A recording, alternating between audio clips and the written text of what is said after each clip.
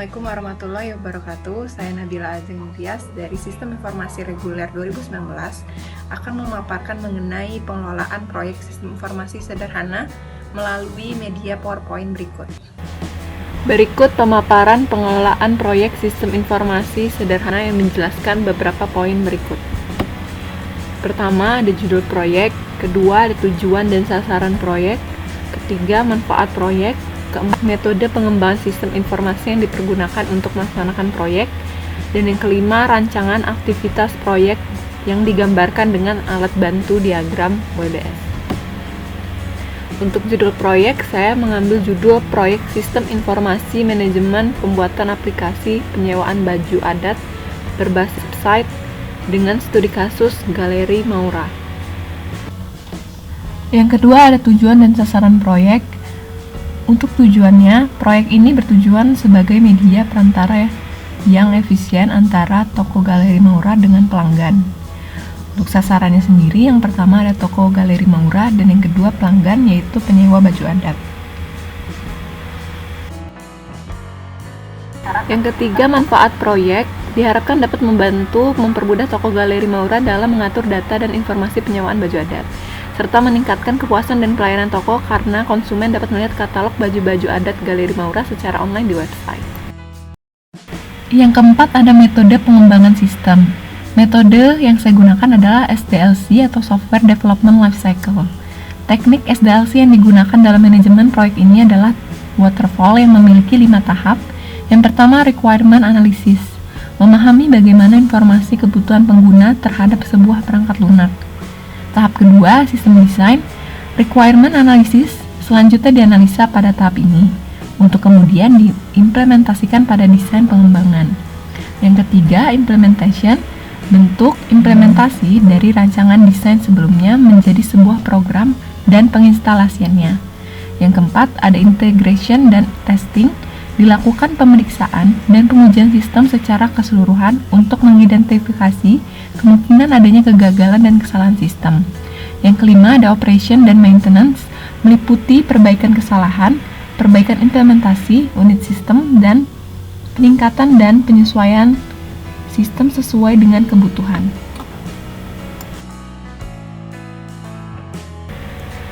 Adapun yang kelima, rancangan aktivitas proyek yang digambarkan dengan alat bantu diagram WBS.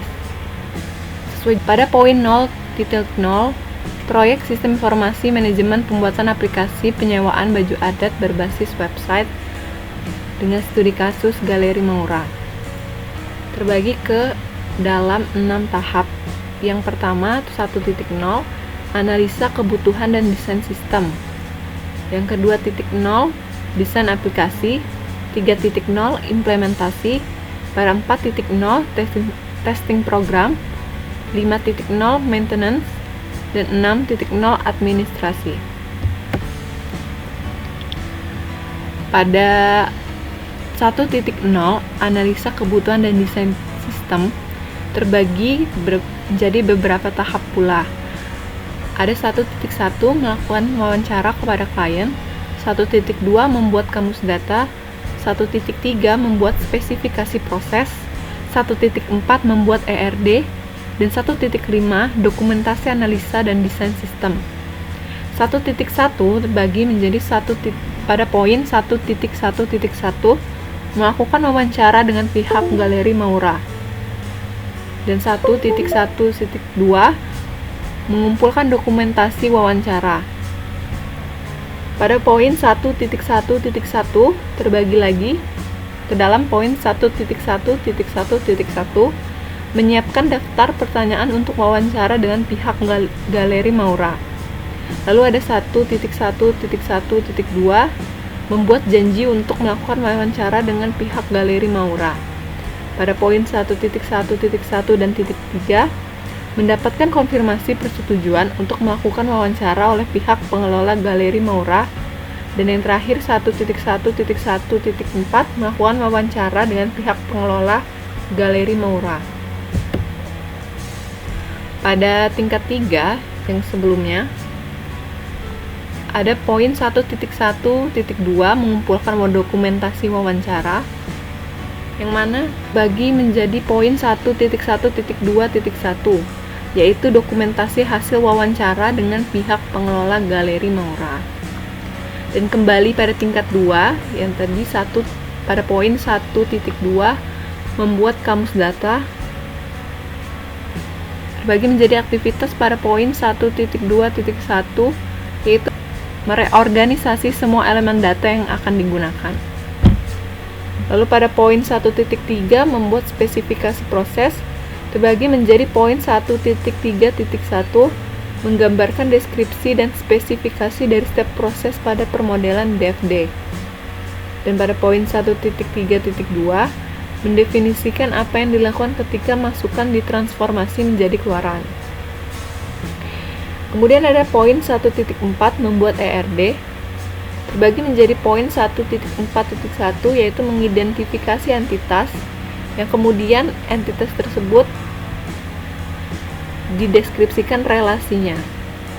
Dan pada poin 1.4.2, menambahkan atribut dari entitas tersebut.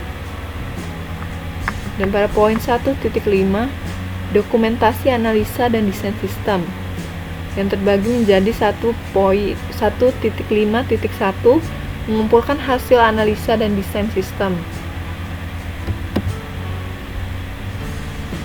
Untuk 2.0, desain aplikasi, terbagi menjadi 3 tahap, yaitu ke dalam poin 2.1, membuat desain menu aplikasi, 2.2, membuat desain form pesanan, dan 2.3, dokumentasi desain aplikasi. 2.1 terbagi menjadi poin 2.1.1, memilih platform untuk desain menu aplikasi, 2.1.2, menginstal tools yang dibutuhkan, dan 2.1.3, membuat dan mempertajam prototype desain. Dan pada poin 2.1.4, yaitu mengecek tampilan desain menu aplikasi dengan cara pada poin 2.1.4.1, yaitu mengakses website melalui smartphone atau Chrome Development Tools. Pada 3.0, implementasi, bagi menjadi 2 tahap, yaitu 3.1 programming dan 3.2 instalasi program. Pada 3.1 programming, bagi menjadi pada poin 3.1.1, yaitu programming untuk back-end dan front-end. Kemudian pada poin 3.1.2, dokumentasi program back-end dan front-end. Lalu pada 3.1.1 terbagi lagi menjadi poin 3.1.1, memilih bahasa pemrograman yang akan digunakan. 3.1.1.2, menerapkan desain interface dan experience yang telah disepakati.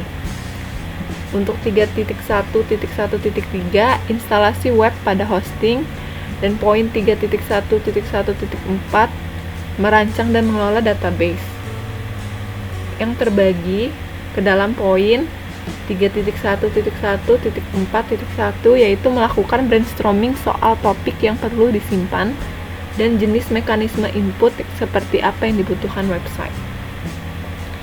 Nah, kembali ke dokumentasi program back-end dan front-end pada 3.1.2,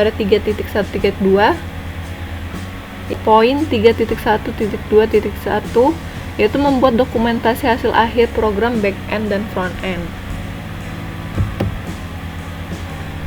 Dan pada tingkat 2 instalasi program, pada poin 3.2, terbagi menjadi 3.2.1, yaitu men-setting infrastruktur dan software pendukung.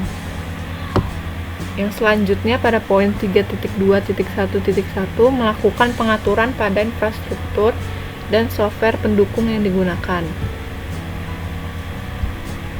Selanjutnya pada 4.0 testing program terbagi menjadi 3 bagian. Pada poin 4.1, melakukan testing terhadap program. Pada poin 4.2 memberikan catatan list perbaikan, dan 4.3 dokumentasi testing program. Bagi ke tingkat 3 ke 2 tahap, yaitu pada poin 4.1.1 menguji coding dan 4.1.2 menguji sistem. Pada poin 4.1.1 yaitu memastikan codingan program tidak error. Dan untuk poin 4.1.2 menguji sistem terbagi menjadi dua bagian, yaitu pada poin 4.1.2.1 memverifikasi semua elemen secara langsung.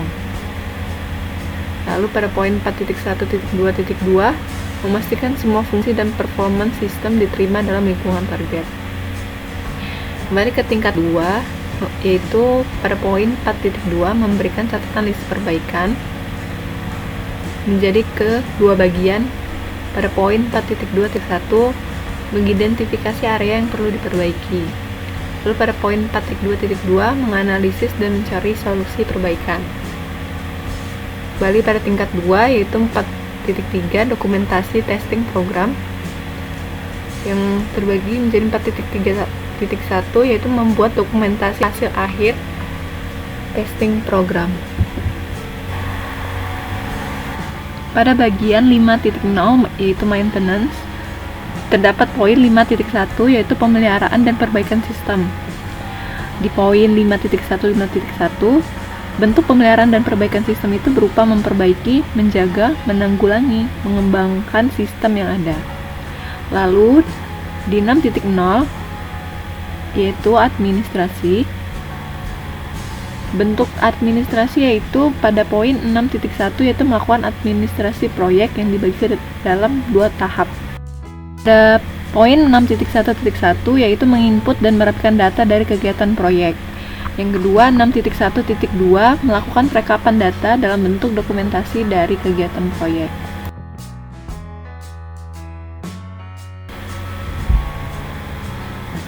Nah, sekian presentasi dari saya. Lebih kurangnya saya mohon maaf. Wabillahi taufiq hidayah. Wassalamualaikum warahmatullahi wabarakatuh.